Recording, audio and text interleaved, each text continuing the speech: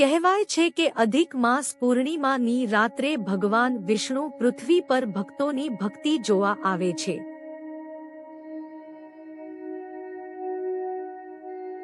અને કેટલાક લોકોને એવા સંકેત મળે છે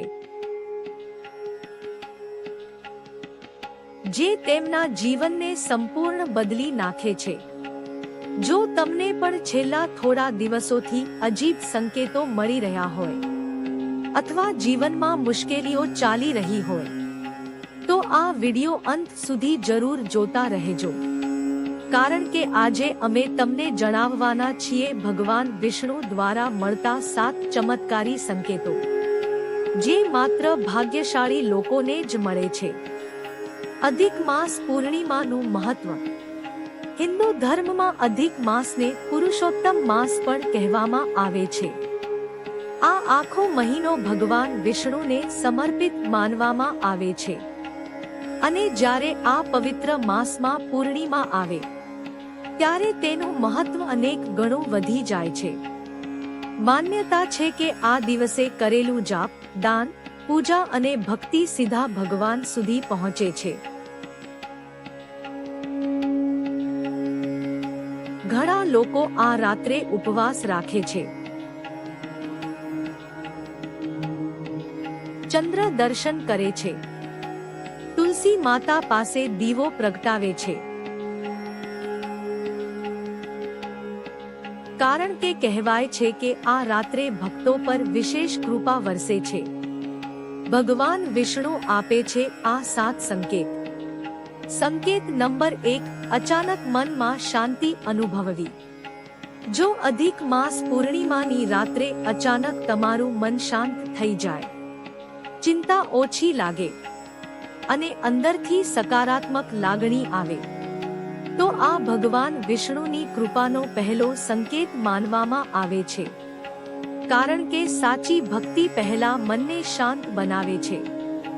સંકેત નંબર 2, સ્વપ્નમાં મંદિર કે પ્રકાશ દેખાવું.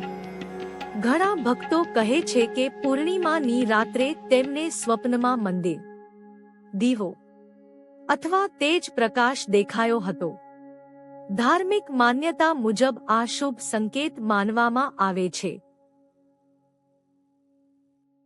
એનો અર્થ એવો માનવામાં આવે છે કે ભગવાન તમારી પ્રાર્થના સાંભળી રહ્યા છે. સંકેત નંબર 3, તુલસી પાસે દીવો લાંબા સમય સુધી બાળવો.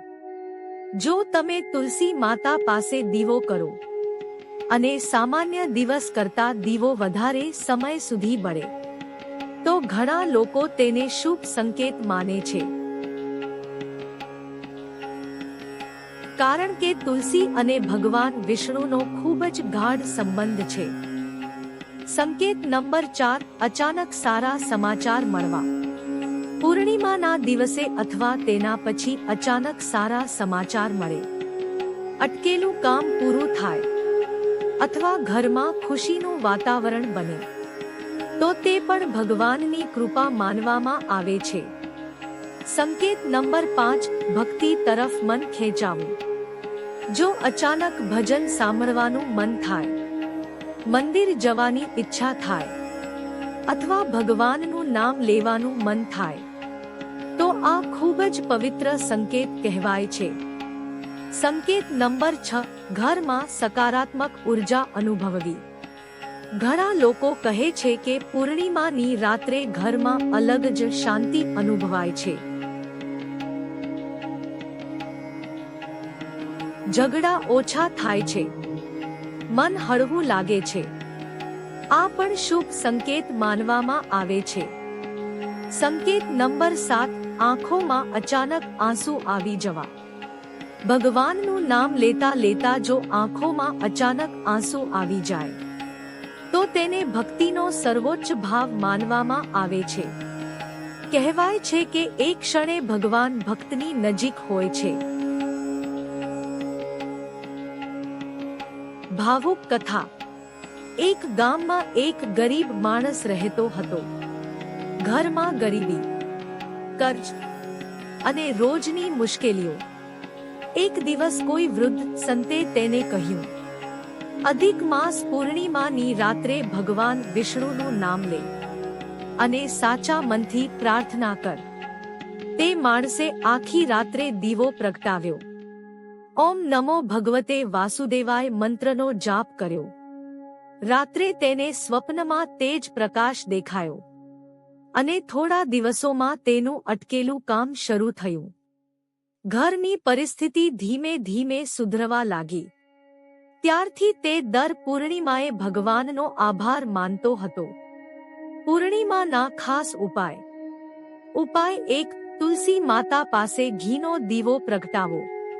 ઉપાય 2, 108 વખત ઓમ નમો ભગવતે વાસુદેવાય મંત્રનો જાપ કરો. ઉપાય 3, ગરીબ વ્યક્તિને દાન કરો. ઉપાય 4, ચંદ્ર દર્શન કરીને ભગવાનનો આભાર માનો.